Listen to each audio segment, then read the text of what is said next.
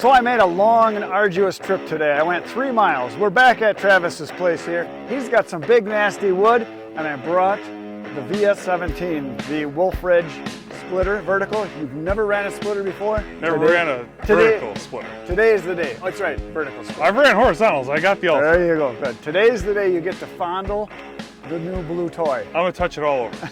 Okay, very good. So, first impression, what do you think? I think it looks really nice. It's well built. It's a very solid looking machine. Nice thick steel. It's actually one of the better looking ones. It's got some nice details like the Wolfe. Yeah, that's cool, yeah. It is definitely a nice looking machine. Really good welds on it. Right, so everybody knows you have Easton Made Ultra. I have the Easton Made Ultra. Ultra. You've ran that and you've ran other, but you've never ran a vertical splitter, so Never this will be a first. Nope. And you have a lot of tree service wood. Actually, that one right there we should put up on here. I haven't had time to cut that one up yet. It's only about a 60-incher there. I don't know that it would lift it. But yeah, I came over here and I just wanted to try it out because I only have this for a couple more days and I knew he would want to touch it and fondle it and all that, and I'm going to show you all the features. So first off, it's got this right here, which is nice. That's fancy. So let's see, first thing I'm going to do is I'm going to turn the gas on here, then we'll start it up. What, it has on-off gas? Yeah, it's got a switch. It's got the, so you can tow it. Well, it's kind of a pain in the ass to reach it back there, though. Yeah, once you find it, though, you know where it is. There it is. It's right underneath the air cleaner. All it is a little lever. Yep. So when you're towing, you're not bouncing. Yeah. Okay, so first off, we've got this right here. Watch this. I don't have anything like that. It's got low idle. That's cool. High idle. It's got one of these. So that's kind of handy. I don't have anything fancy like that. Yeah, I might need me something like that. Yeah. Yeah, I thought I'd just show you that so we can do that. So yeah, it's got stabilizers right here. These don't move other than up and down, that one and this one. These rings here are for tying it down if you put it on a trailer to trailer it. Okay. The release is right here for the foot pedal. There, it's engaged, that's it. And to disengage it, you just lift it up. So your log lift is here up and down. Obviously, your key for starting, it's automatic choke. It's a 390 Honda. Okay. So that's 14 horsepower, I want to say, 13, 14. Sounds about right. It's got the high-low like I showed you. Like I said, the log lift is right there. This knob right here is a quick up. So if you're coming down and you want it to go fast, you just bump it with your knee and it just shoots right back up. I'll show you that. All right. If you pop your foot off of the actuator for the ram, you just pop it off quick, it'll go up quick. But sometimes you want to feather it a little bit, but then you let up and it's got a gradual up. So you just bump this. You can hit with your hand, but I just bump it with my knee and it takes right off. And you get used to it real quick, I found. It's got fenders, which a lot of them don't have fenders. This is towable up to 80 miles an hour because, look down underneath here, underneath the frame. See these bad boys right here? Oh yeah, those are some nice It's got springs and a trailer's beautiful. There's no bouncing or jumping. A lot of splitters will have a solid axle with no suspension. Because this weighs 2,000 pounds, it really pulls super nice. It's got a 28-gallon tank. They make in-house, so really nice tank. These stabilizers, one on each side, the jacks here, you can drop these down. They come out 2 feet. Don't really need it. Once you drop all 4 legs, you're good. Yep. The hitch right here is a swivel hitch. So you pull this pin, the whole hitch swivels over this way, so you don't have to unplug it or anything. It's got one of these hitches here. The pin is your collar. That's nice. So there's no collar to flick. You just push this in and it's in. Is that a 2-inch ball? 2-inch, yeah. It's a 2-inch. That's nice.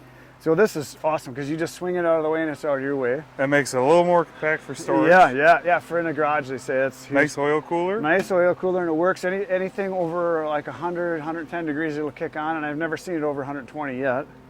That's good. Obviously, it's got the electric start, 2-stage pump.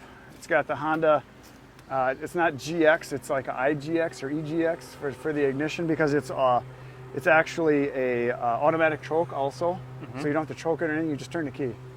And about a 2-gallon tank, obviously, outriggers here. This little tray they added on so your debris falls out this way instead of into the engine. That's nice. Yep. Nice back plate here. Nice solid steel top. The wedge has got a double. It's got a double, if you see, it's got the single here and then it's got the wider one up on top. Double so flare. it opens up, flare, yep. It's got your Wolfe, and what that is for, you hang your earmuffs right there. Oh, nice. So that's what I found. For the earplugs, whatever you got. And it comes with this. This one comes with this. None of the other ones are going to have that because that was Woodyard approved. My splitter has that though. Yeah, I know yours does. That's because it's Woodyard approved. There you go. So yeah, it's really nice. We'll fire it up here and I'll let you run it. Fire it up.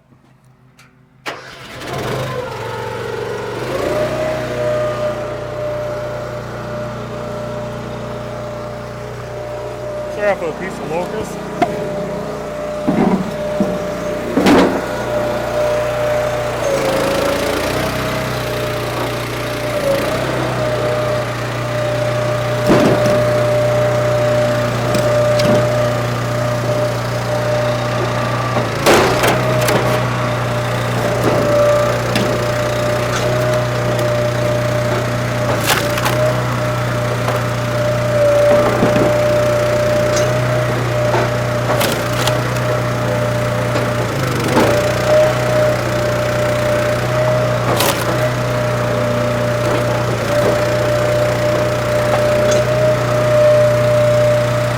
I like the platform. You just slide it right over.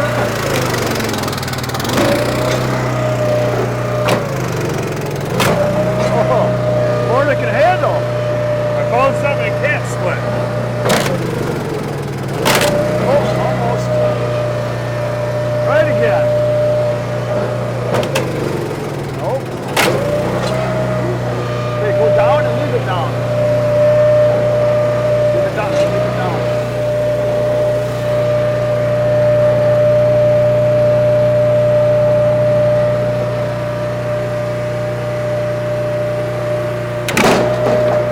Got it. Yeah, oh, big knot. Pop that one.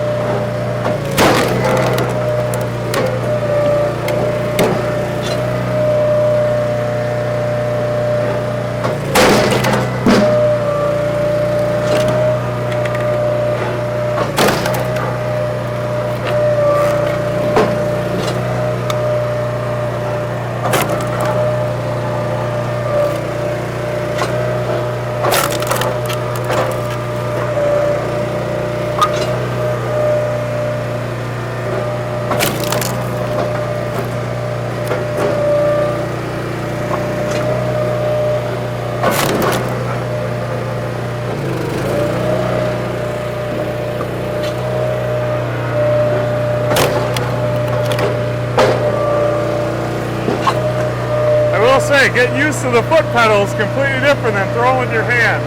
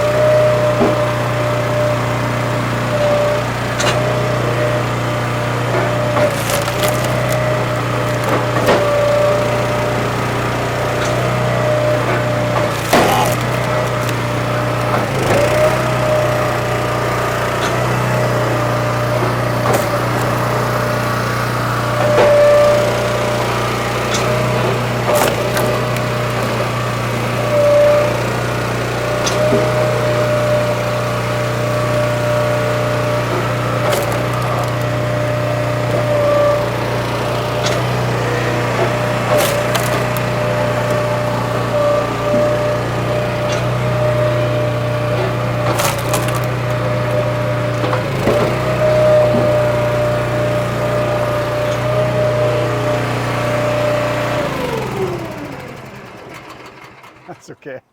It'll go down with gravity. Yeah. One thing I figured out is this is a whole different learning curve than a horizontal splitter. It's a little scary at first. Well, the thing is, the biggest thing I keep seeing is this coming down. You see the whole back plate coming down. You're like, oh my God, that's going to crush my hands. But you're on the side. Then you realize you're not anywhere near it. Right, right. So you're kind of watching all this happen, and you're used to being so much farther away from it. Right. With a horizontal splitter, because it's down inside the tray, and right.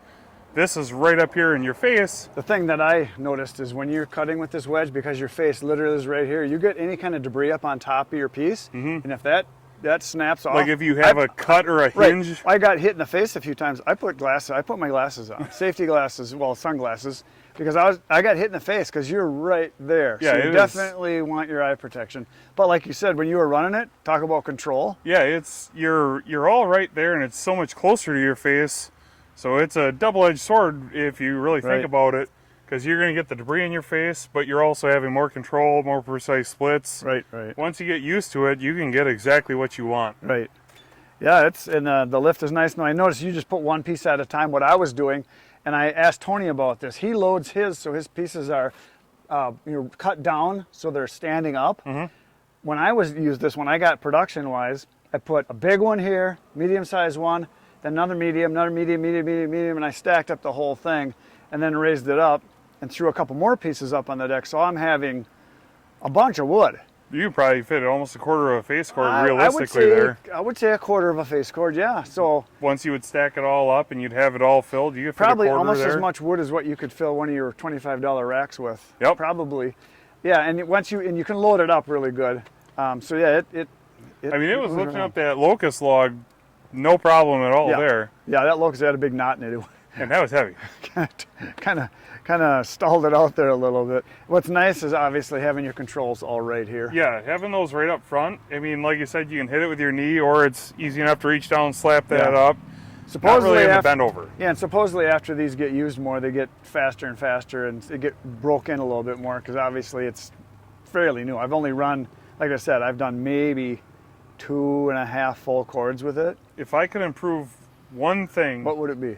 I would make this a little bit bigger, your foot pedal a little bigger, because I've missed it a couple times. Yeah. When you're looking right up here, so with that being a little bit bigger. I thought that too, because the Easton made one is actually it's a bar that goes across about out to there. I mean, even just an extra couple inches on that, I think would make it a lot easier to stomp on it. What we found with Tony's, and he even admitted it, there's a bracket that comes across that right here, that bar is mounted on.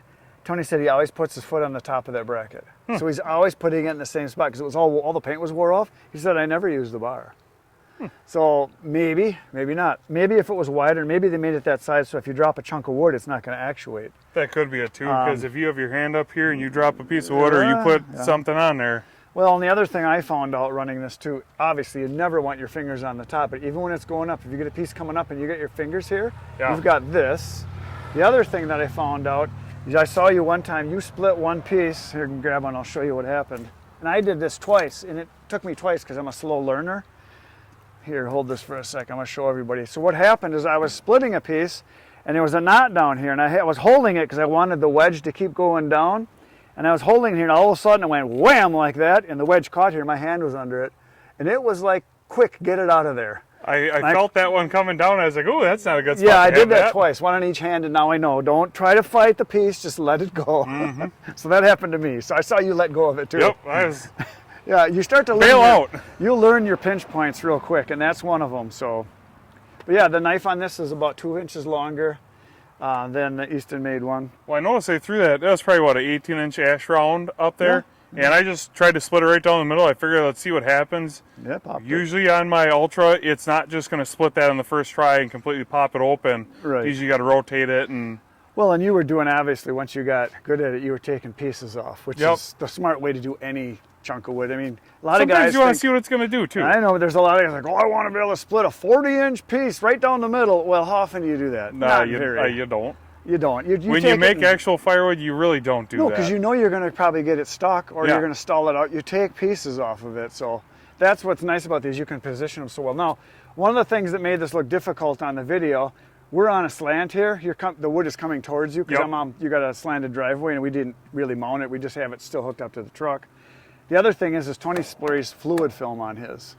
every once in a while. And he said everything slides so much better. Because I did notice that the deck was a little bit, we'll Coarse. say, coarse almost to the Yeah. wood. So when you're sliding the wood across, it kind of grips it a little bit. I think as it gets polished, it get better. But the fluid film idea is a good idea, just because you just put a little coating on it. Tony says it works great all day then, so that's an option.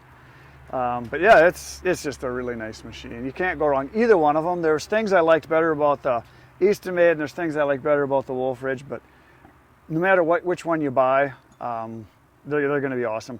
The big benefit on this one, obviously, you got electric start right up front. You're high-low. You got And aren't permanent. the Easton Made's controls in the back? Yeah, and you got permanent attachment with your lift. It's not a pin you got to pull and pin and adjust. That was an issue with Tony's. It almost takes two guys to do it. On this one, obviously got the Honda engine, which of course I like. This is made in Wisconsin, in the United States. You can get them a little faster, so there's that. And you get your parts faster. You can get your parts faster, you probably, but Easton Made's really good about it. They both got good suspensions. They both cost about the same. They both work about the same. You really couldn't go wrong with either one. The nice thing about, obviously, a commercial splitter, you buy it, they work, they hold their value, and the companies that make these want them to work, so they'll try to get stuff to you as soon as they can, but very nice. So, that's all I got to say about it. I have no complaints. You want me to leave it here? Yeah, absolutely. I'll keep it until the show. I'll let you have it back for the show. Are you going to the show? I won't be able to make it. Oh, dang. 'Cause I was going to say, if you can go to the show, you can take it there. Oh. Because I got to tow it over there. There you go. One more person's opinion. I thought, seeing as you're so far away, only 3 miles away, thought I'd stop in, seeing as I had it hooked up, and have you give it a try. And now Make you know. a quick video. Well, yeah, and I just thought I knew you'd want to try it out. Absolutely. So. Got a little bit of wood split. That took, about 10 minutes or so? Probably not even. And I think if you had someone feeding you and someone running, just keeping wood coming to you and clearing it, I think you could go every bit as fast as an Ultra. Probably, yeah. I would say probably up in the quarter-hour range, you could probably do it with two people pretty easy. I think so too. And if you had a conveyor, you could probably even bump that up more. Oh yeah, and you can get a conveyor put on this too. Yep. So. Yeah, very nice. Well, there you go, folks. He's got thumbs up. Thumbs up. Thumbs absolutely up. That's all we got for today, folks. See you tomorrow morning, 5:30 a.m. with another video. Good night, Irene. Good night, Irene.